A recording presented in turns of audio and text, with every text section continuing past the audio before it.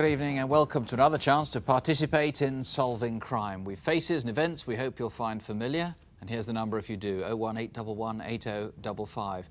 As always, there are detectives here from each case that we're covering, or you can speak to a BBC researcher if you prefer.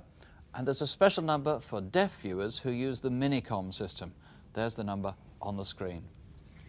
And this month, stealing by appointment, how bogus telephone officials have been robbing elderly people of heirlooms worth more than £2.5 million.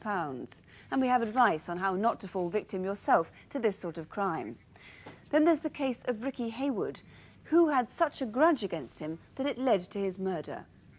And how builders digging out the garden of a house revealed a mystery that had been buried there for more than 8 years. Our first case is one that hasn't been made public until now because of worries that the gang involved might go into hiding and because of a concern that it could lead to copycat offences. Now, on the first count, police have now concluded the offences are more likely to be stopped by publicity than by further undercover methods. Indeed, there was another offence this morning. To make it hard for others to imitate these crimes, in conjunction with the authorities, we'll be giving you advice. In the film that follows, there are only two actors, the thieves. The witnesses are victims of these crimes who have reenacted the events.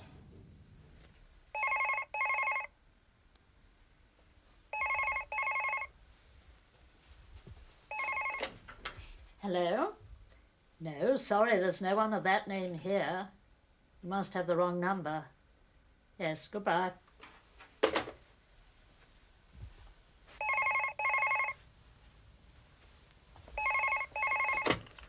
Hello? Oh, it's you again. Yes, there must be a fault. Oh, would you report it? Thank you very much. Goodbye. Getting on all right, Mother? Yes. Anne lives with her mother, Madge, who's blind, and who, last August, celebrated her 100th birthday. There was a party, of course, and Madge brought out a diamond brooch for the occasion, the first time she'd worn it for many years. It was a lovely brooch. We knew it was valuable, and so we had hidden it in a jar of semolina. So, of course, I got it out, cleaned it up, and she wore it. And sadly, we had not put it back in the semolina.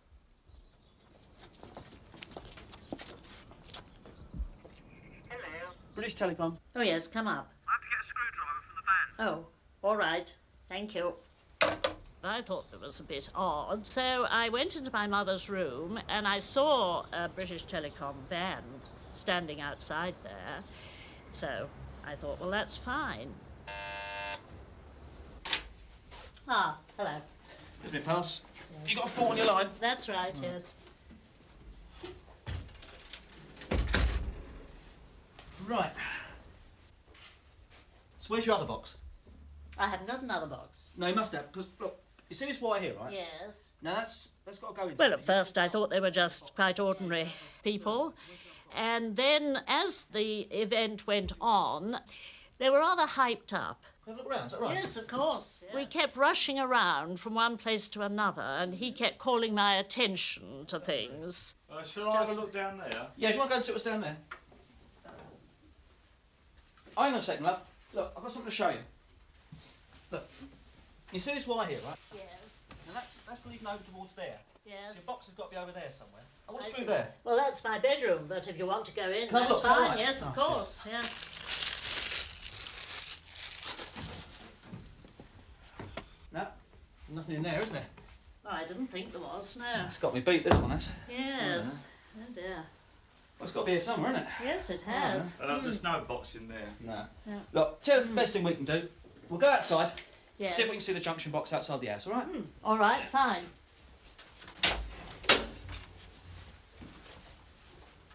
Needless to say, 30 minutes later, they'd failed to return. And my jewellery's gone. It was quite painful. It's all gone. The valuables have gone.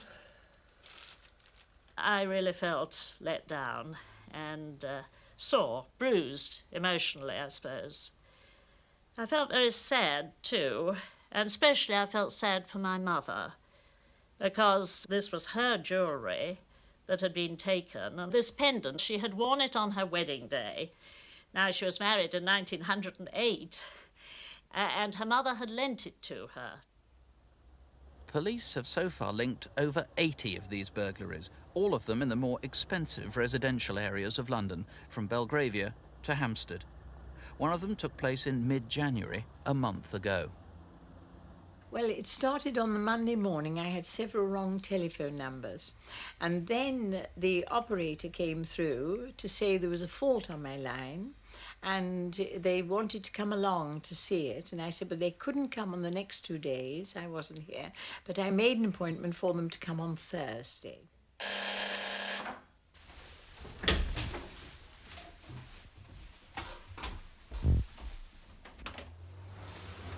British Telecom Yes, comes to take I all am the phones. expecting. How many phones have you got? 2. One in the hall here and the other in the bedroom there. Right. Where's your junction box? In the bedroom under the bedroom window. Yes, just down there underneath the back of the drawers under the window there. Oh, yes, I see. Shall I help you? No, I'm fine. You sure thanks, we can I'm fine. manage? We're fine. Any chance of a cup of tea? Yes, right, then I'll go and put the kettle on. They were cool, very confident, and looked me straight at the face and everything. The one did, the other not so much. He was quieter. How are you getting on? Oh, this wiring's a hell of a mess. How many junction boxes you got? Only one in the bedroom. You sure? I mean, Yes, quite what's in sure. here? Nothing in there, no wires or telephone. No, I need another junction. I feel they did manipulate me. I feel they'd got me positioned. They were always either side of me. Having it near the junction box in the front, No. it's better to have it further back. That's right, yeah. What about that tea then, love? Oh, yes, I get that. Tell with you. I'll come with you. Have a look.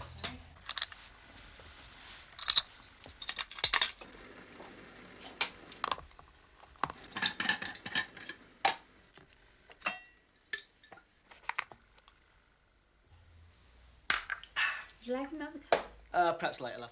I couldn't believe that I'd been taken in. I felt angry, too, to think that I'd been so deceived and so, well, a confidence trick played on me, and I felt horrible. Needs to be a bit further down there, perhaps. All those doors. No, I'll be all right, yeah.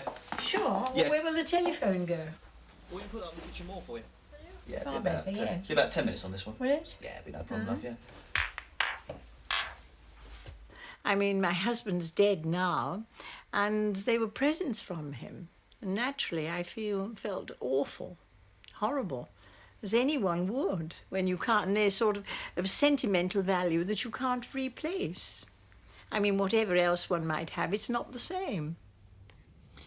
One thing about these sort of crimes, Ken Collins, is that they're very dangerous for the offenders because they have to betray their own identity. They can't wear masks and so forth. What do we know about these offenders? Well, I can give 2 things. I can give their descriptions first, and then I can tell you about basically the makeup of their character. The first man I would describe as 30 to 45 years of age, 5 feet 9 inches tall, slim build, dark brown hair, and he has a beard and glasses. The second of the 2 has been described as 30 to 40 years, 5 feet 7 inches tall, stocky build with a round face with thinning light brown hair. A feature of this man, a number of witnesses have described him as having bright blue protruding eyes. One of the witnesses said they were very confident, so confident that they carried on even though they were under security cameras at times. What do we know about the personalities, apart from their confidence? Well, they're very plausible. They display an amount of technical knowledge regarding telephone engineering. They could in fact be telephone engineers, could they? I mean, real ones, or have been engineers at one stage. There is a possibility. Certainly, British Telecom are extremely anxious to catch them. We've put up a £10,000 reward. We've got some copies of paintings that were stolen, which were, these are pretty distinctive, aren't they? They are. The paintings that are being shown on the screen now are a few of a collection that were taken. I feel certain that someone somewhere has either seen these, been offered them for sale, or indeed may even have purchased them quite innocently. OK, well, here's the number if you can help in any way, 01811 8055. Or you can call Hampstead Police Station in London. That's 01725 4212. Ask for Hampstead Police Station, 01725 4212. Well, now, there are some quite simple ways to outwit the doorstep con men. As long as you're aware of what those are and put them into practice, you'll have the reassurance of knowing that you won't be one of the victims of this unusual sort of crime. And with me now is Inspector Keith Brain from the Metropolitan Crime Prevention Unit.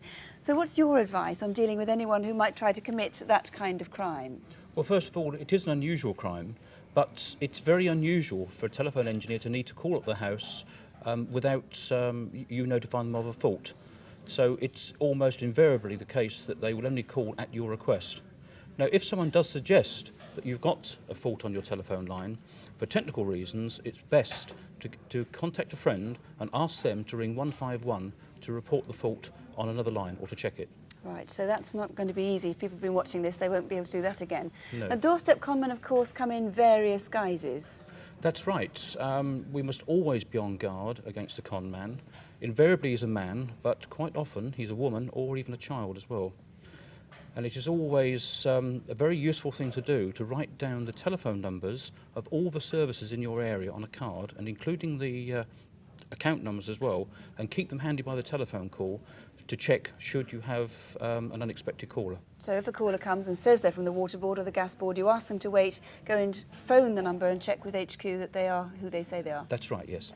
Now, also, I suppose it's a good idea to keep a note of local police telephone numbers by the telephone. Well, that's always an essential point as well. Very important to keep a note of police.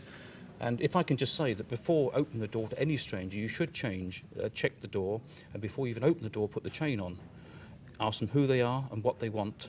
Ask them if they got identification. If they do show any identification card, don't take it as being accurate, because it is very easy to forge these cards. Right. So finally, not to be rude, not to feel guilty about being rude or to be intimidated. There is absolutely no need to let anybody into your house if you don't want to let them in, is there? That's right. The genuine caller will not mind being kept waiting on the doorstep whilst you check them out. And if you have any suspicions whatsoever, please call your police straight away, your local police station. They'll welcome the calls. Thank you very much indeed. And if you'd like to know more, there is always our Crimewatch Guide to Home Security with more practical advice. That's published by the BBC at £3.95. Now let's quickly bring you up to date with last month's programme. 6 people have been arrested, and in 3 further cases viewers have been able to put names to suspects. One of the reconstructions prompted more calls, in fact, than any other since Crimewatch began. 426 viewers have rung in so far. That was in response to the search for a curb crawler in and around Lancashire. For over 6 years he's been accosting girls and women. On occasions they've been indecently assaulted, and he's even attempted to abduct them. 2 viewers reported additional offences which were almost certainly committed by the same man, and detectives have been sorting through no fewer than 123 named suspects, 12 of whom are still of interest to them. And also, if you saw the programme last month, you'll remember the car mechanic from Oldham who'd been murdered, Lawrence Winstanley. The detectives had such a good response on this case that they have reinstated now a direct line to their incident room. They'd particularly like one person to ring back, and that's the viewer who called with a precise history of the red Cortina that Lawrence used to own. So please do ring. The line in Halifax is 337021. That's 0422, the direct line to Halifax, 337021. There were 160 calls about the jewellery robbery in Warrington, but the truth is there really hasn't been much progress since. There's more positive news in other cases. On the armed raid in the City of London, as a direct result of our appeal, a man has been charged with robbery. On photocall, viewers were able to identify 3 suspects, and in a 4th case, 3 men have been arrested. 2 have been charged with burglary and 1 with handling stolen property. Well, now this month's photocall with Faces of People, police would like to help with their inquiries. Here's Superintendent David Hatcher with the details. First on photo call, Avon and Somerset Police need your help to find George Derek Johnston, who may have information about a number of armed robberies from which over £20,000 has been obtained. He's known to have visited Bristol, Brighton, Leeds, London, Southampton and Dublin, and travels the country as a hitchhiker staying in guest houses or hotels. George Johnston is 34 years old, 5'11", medium build and has brown hair. He has tattoos of a snake on one arm and a butterfly on the other. Now, he's also called himself George or John Jurgenstein, Andrew Smelcher, David Brian Janston and Gavin Brian Cunningham. So if you've met him using any of these names or know where he might be, call us now. Next, Gloucestershire Police need your help to find these 3 people. Their movements were captured on security video in the jewellery section of Cavendish House department store, Cheltenham, on Saturday the 27th of January. It's 4:30 p.m. and we can see the woman in the black coat talking to a sales assistant. The man on the right in bright coloured clothes calls another assistant over to him.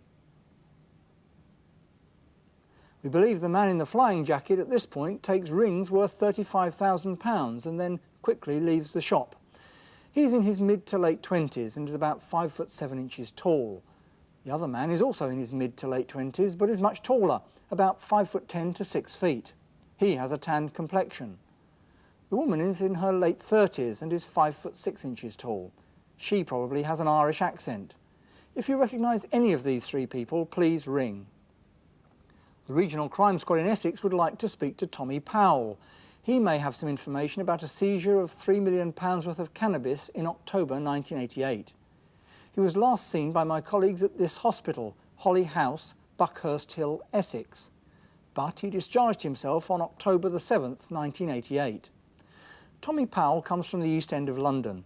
He's 46 years old, 5 foot 10 and extremely well built. Since this photograph was taken, he has been scarred on his right cheek, so if you've seen him, please phone us. And lastly, do you recognise this man who's seen here robbing a bank in south-east London? He's wanted in connection with several robberies in the area over the last 3 months, totalling £5,000. He was captured by the security camera here at the Midland Bank, Forest Hill, South London, on Tuesday the 7th of November. And again here at the TSB in Sydenham, South London, exactly 1 month ago, on Monday the 15th of January. On each occasion he produced a note demanding money. It told the cashiers that he had a gun. He's described as between 23 and 25 years old and 5 foot 9 inches tall. So if you think you recognise him or any of our other photo call faces, then call us now. And that's the number, 01811 8055, 01811 8055.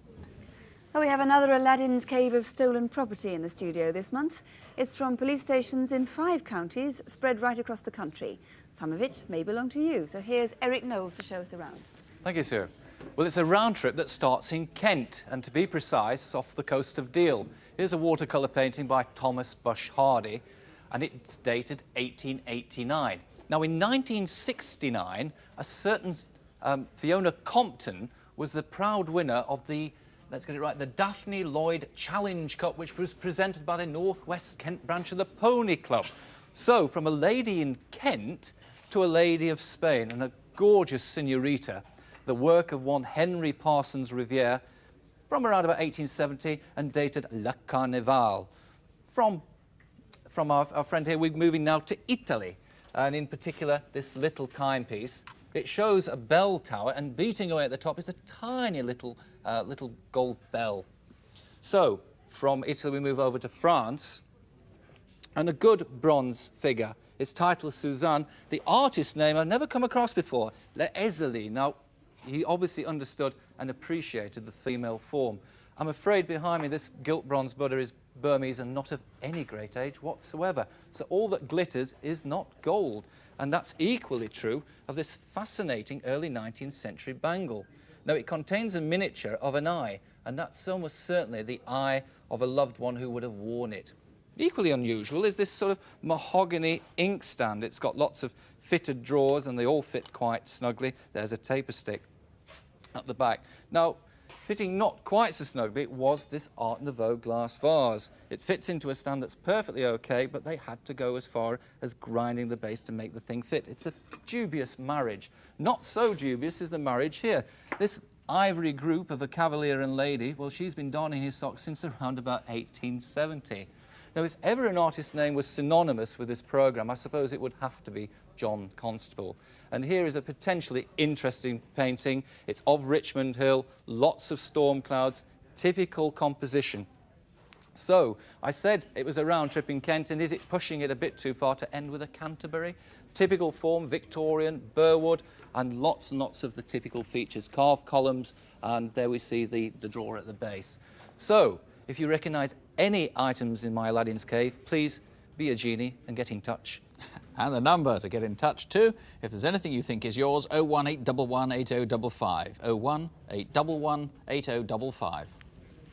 Our second reconstruction tonight is a case which Hampshire police have been investigating for the past 16 weeks. It's the murder of an antique jewellery and furniture dealer. 36-year-old Ricky Haywood was shot dead at his flat in Southampton on the evening of Monday, the 16th of October.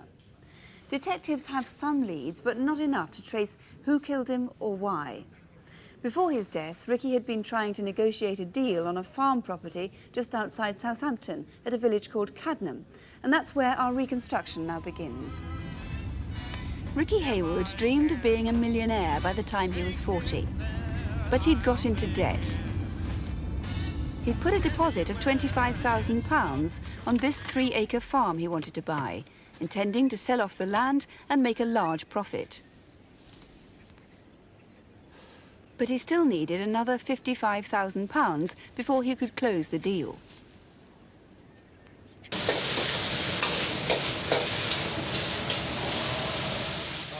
On the evening of Sunday, October the 15th, Ricky took his girlfriend and his mother and sister out for a meal.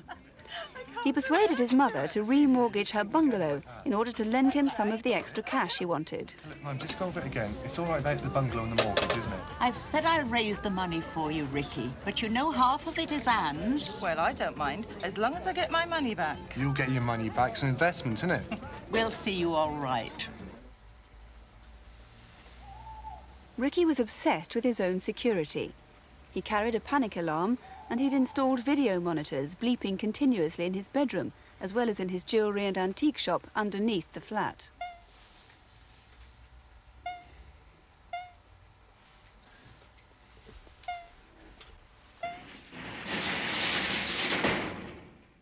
The following Monday morning, Ricky opened his shop, Ambience, at around 10:30 as usual. Haywood? Hello, Mr. Haywood. Yeah, hello. Any news? Well, I got my mother's bungalow as part of the package extra. Well, that'll help, but I... Yeah, so we got a deal, Ricky yeah? had been counting on making a deal with some financial consultants. Say 12:30. Right. Well, I'll see you about 12:30 then. Yeah, 12:30. Cheers. Bye.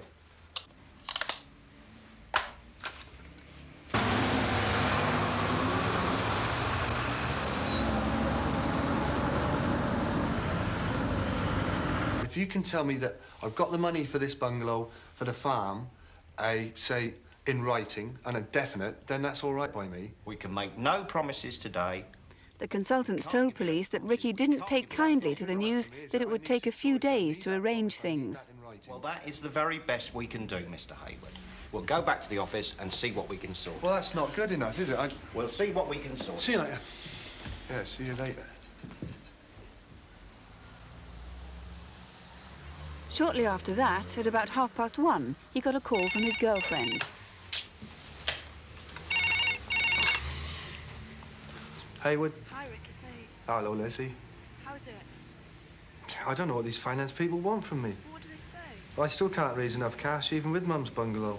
I tell you what, Leslie, I'm going up the wall. What about later? Oh, yeah. About the meal, I think we should knock it on the head for tonight. Why? Yeah, well, I'm so busy, I don't know whether I'm coming or going. Oh. Yeah. Well... Well, look, I'll ring you later on and we'll talk about it then, yeah? Okay, I miss you. Yeah, okay. Miss you. I love you. At 5:15, the number 3A bus was passing Ricky's shop. A passenger saw Ricky arguing with a short, fat, bald man. This man has still not been traced. A few doors up, Mr. and Mrs. Chester were clearing up their shop. It was 6:05. Ricky was shutting up his business for the night. A man looking very much like Ricky helped him in with his sign. The police would like this man to come forward. At about the same time, a scruffy man was seen loitering near Ricky's flat. He was acting strangely and carrying something under his arm.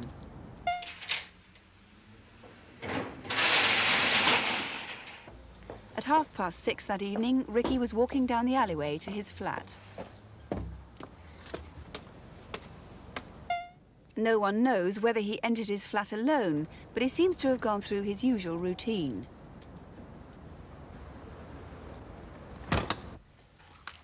Further up the road, Mr. and Mrs. Chester were still sorting out their shop.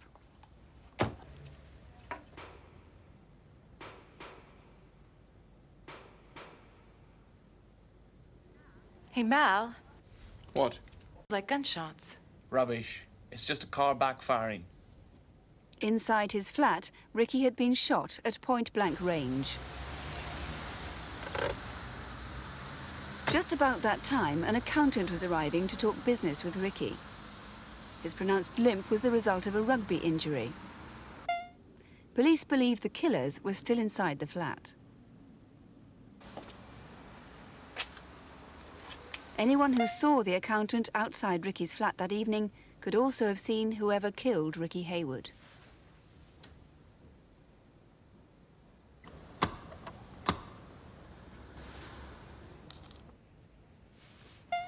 The accountant waited for 5 minutes before going back to his car. Oh, wait, I want a double lock. By this time, the Chesters were leaving. Mrs. Chester noticed a red car outside Ricky's shop. Right, let's go. Okay.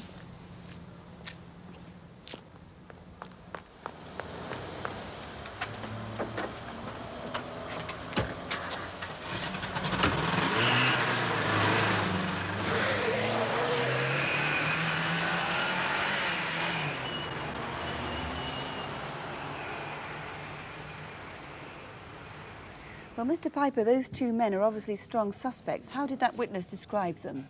Yes, we're very anxious to trace these two men. They're both described as in their late 20s. The first one is described as about 5'8" to 9".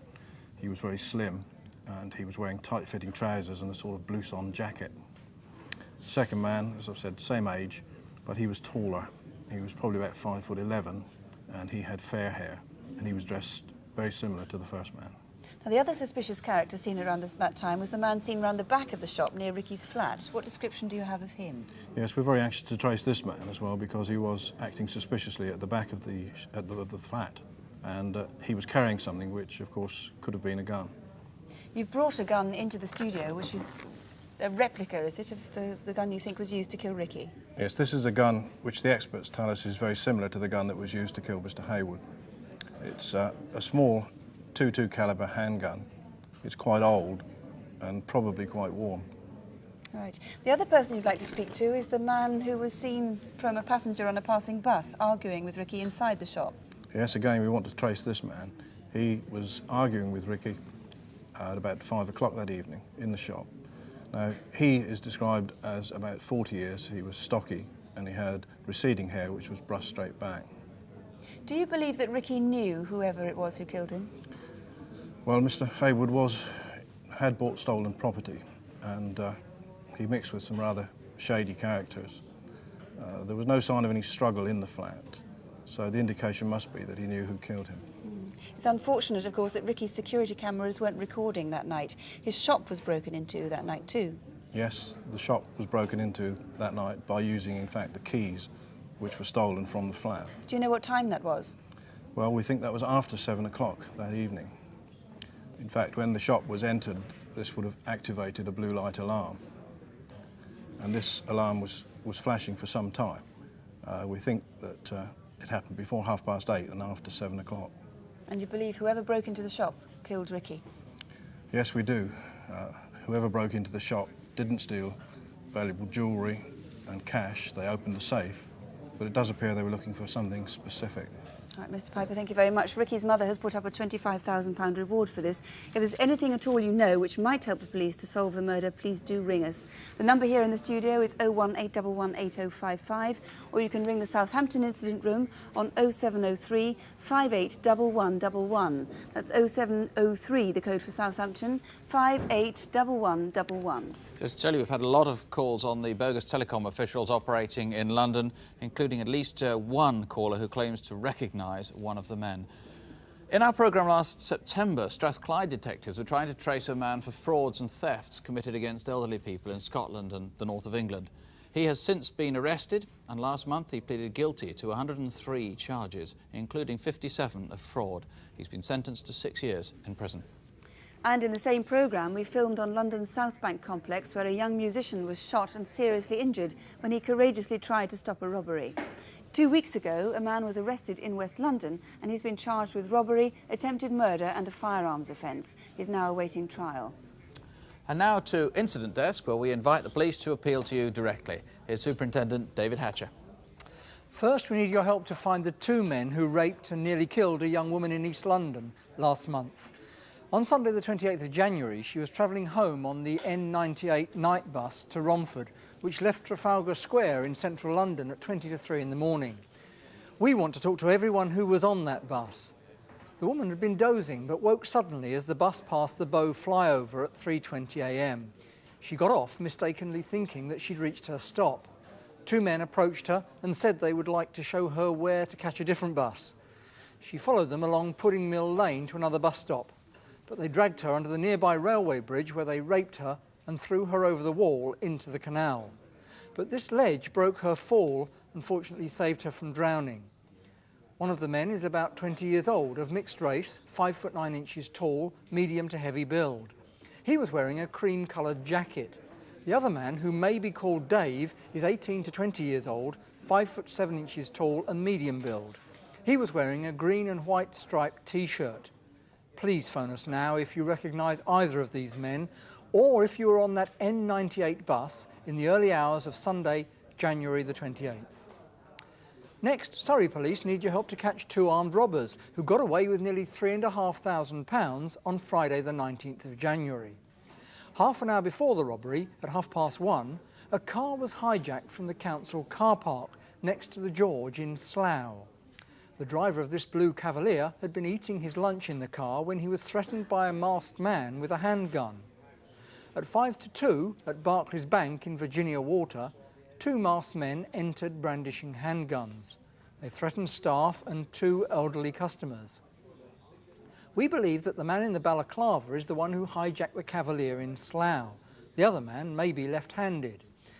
The two men then escaped in the stolen Cavalier and drove it half a mile to the A30, abandoning it on the forecourt of Chiquito's Mexican restaurant. About 15 minutes before the robbery, witnesses remember seeing three men here in a parked Ford Escort. This was probably their second getaway vehicle. At one point, two of them got out of the car and swapped jackets. If you think you recognise these men or saw them in either of these two cars on the 19th of January, then please call us now. Finally, Lincolnshire police are determined to find these two men. These video fits were made up by a woman who disturbed them, burgling her house in Washington near Lincoln. It was about 9:45 in the morning when she returned home to Granson Way. One of the men knocked her to the ground and threatened her with this Sabatier kitchen knife he'd brought with him. Then he slashed her furniture with it. It was a very frightening attack, but the men did leave some clues to their identity. During the burglary, one of them mentioned the name Tracy. Now, he had a Nottinghamshire or Derbyshire accent, and he's described as 20 to 25, over 6 foot tall, broad-built, with short, dark, spiky hair. He wore a gold stud and an earring in one ear. The second man is 19 to 20 years old, 5 foot 7 to 5 foot 9, average build with mousy hair and a northern accent. If you recognise these men or have any information on our other incident desk cases, please phone us now. 01 811 8055 is the number if you can offer information on any of those cases. 01 811 8055. Our next case is a most unusual one, a crime that's over 8 years old, but that only came to light 8 weeks ago. What we're about to show you is nothing of the crime itself, but of the painstaking investigation that went into identifying the victim. The process led to a whole new set of questions, and hence to this appeal. Our film begins in Cardiff on the 7th of December at a house that's under renovation.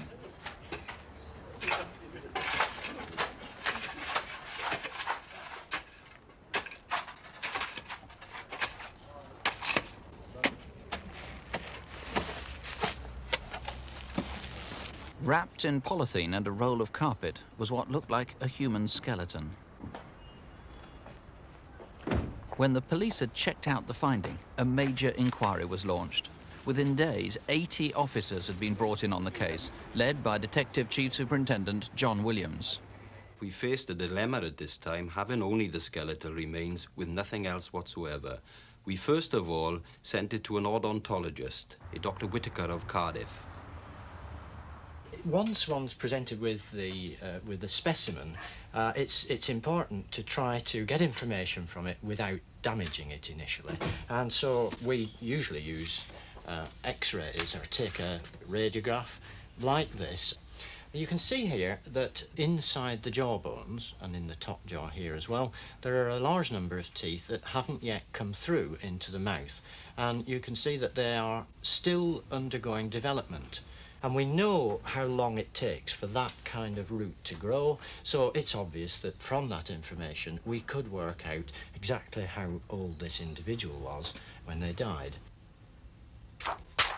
He was able to tell us that the body was that of a female, probably aged between 14 to 17 years of age, and indeed he was able further to tell us that it was probably of a young girl aged about 15.5 to 16 years of age.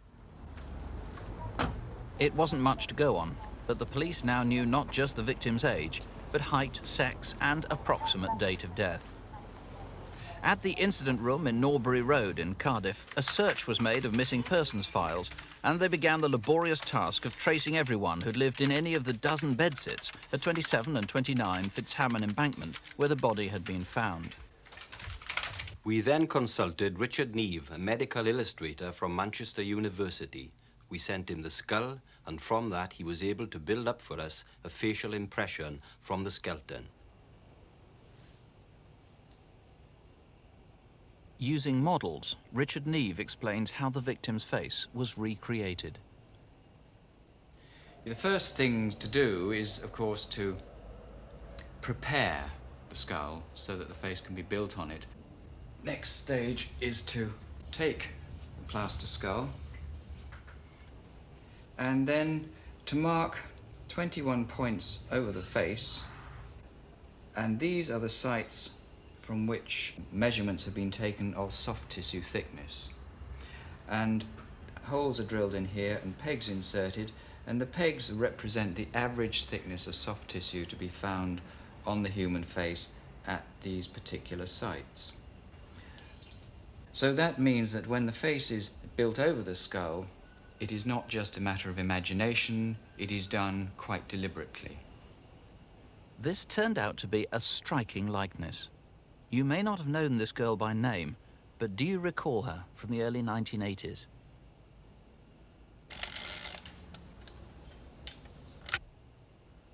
This picture was issued nationwide and made front pages in South Wales.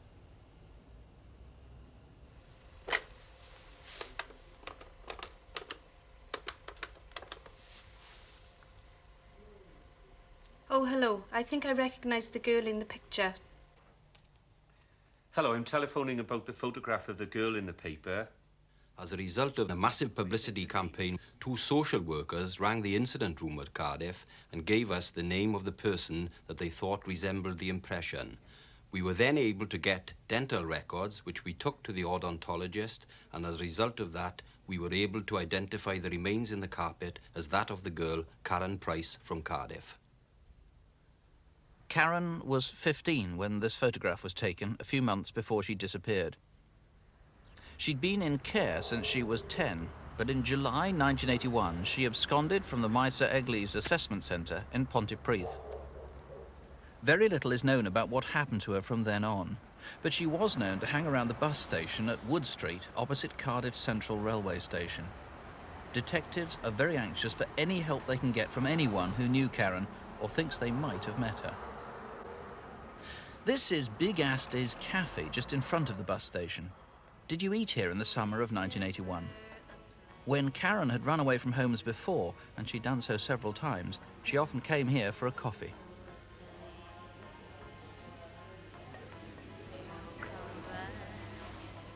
And in the early 80s, lots of youngsters used to hang around outside the Empire Pool in Wood Street. Do you remember Karen?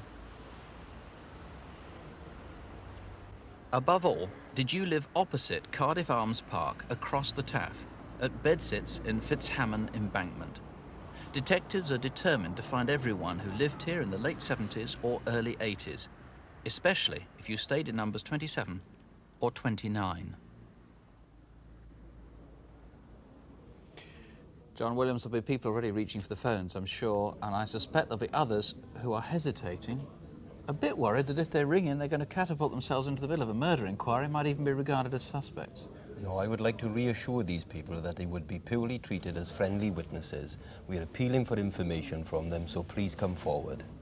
Now, there must have been a lot of people who knew Karen after she left Maes Eglois, the assessment centre in July 1981. I mean, where did she sleep? Where did she eat? Where did she wash?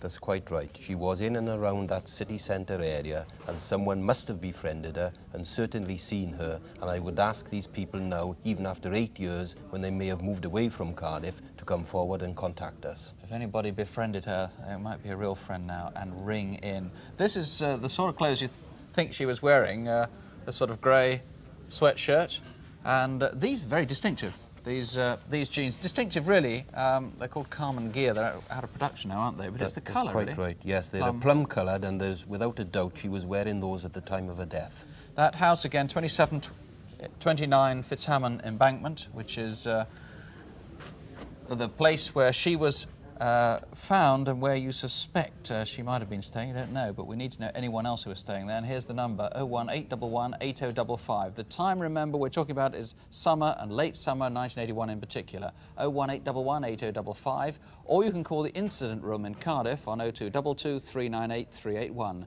That's 0222, the code for Cardiff, 398 381. I'm looking at the screen here, I can see that calls are still flooding in on the bogus officials. We're also getting a lot of calls on George Johnston from our photo call, but the sightings are all over the country, which figures because he did travel all over the country.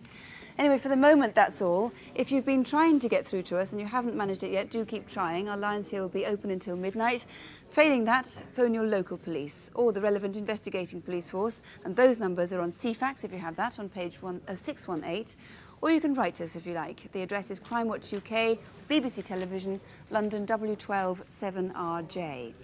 We're back with more results and phone calls so far after question time, that's at 11:45, and watch daytime live tomorrow after midday for all the overnight developments. We're back with the main programme next month. You know, we're often asked, why don't you have Crime Watch every week or even every night? You may find the answer surprising. There simply aren't all that many major crimes with enough clues to make a helpful reconstruction. It really is true, as we say each month, that the sort of crimes we cover are important. They're rarer than people tend to think. So don't have nightmares, do sleep well. Good night. Good night.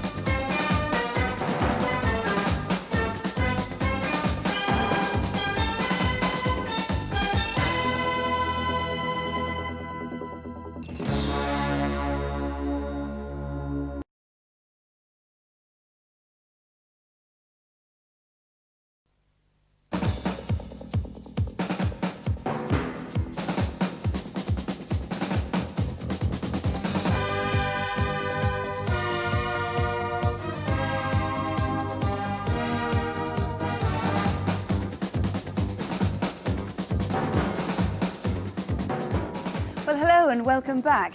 It's been a very interesting hour or so. We've had fewer calls than we often do have, but some very strong information on several of our cases. Details in a moment, but it really is a case of quality information rather than quantity of calls tonight. David, you've had quite a quantity of calls on PhotoFit. Yes, indeed we have. First of all, there was George Johnston, who we think may have information about a number of armed robberies. Had over 50 calls on him, giving us various sightings around the country. One of the things that we can perhaps mention that might cut down or make people more specific, George Johnston has a strong Australian accent. He's actually English, but he's got a strong Australian accent. So if you think you know where he is still, please call. 3 people involved in theft of jewellery. Yes, a woman and 2 men. Well, we've had a number of calls on that, 2 separate calls concerning the man in the flying jacket that link him possibly with the Liverpool area, and a couple of leads on that woman too. What about Tommy Powell? Yes, he's connected with a haul of cannabis. We think he might have information about that. Well, good news there, several promising leads about his whereabouts. I'll stress that he's overweight, in fact he's described as fat, but what we have already is very strong, but if you still know where he is, please call. And the South London bank robber? Yes, 25 calls there, all with different names, except that a couple of the calls tie together from different angles, and they look very promising. Good. Sue? Well, apparently no shortage of people who think they recognise some of the property here in our Aladdin's Cave. Eric Knowles, what in particular? Well, the Thomas Bush Hardy has prompted a call from a gentleman in Derbyshire who tells us he has some details as to past history. Fiona Crompton rides again after winning the Daphne Lloyd Cup in 1969. A couple of very positive calls there. But it's objects which I didn't have time to really feature that have created a lot of interest also. In particular, this little carriage clock, French, it dates from about 1870, with Japanese figures in side panels at the side. Not only the clock, but the medals, that we have a selection over here. These are 2 have created interest.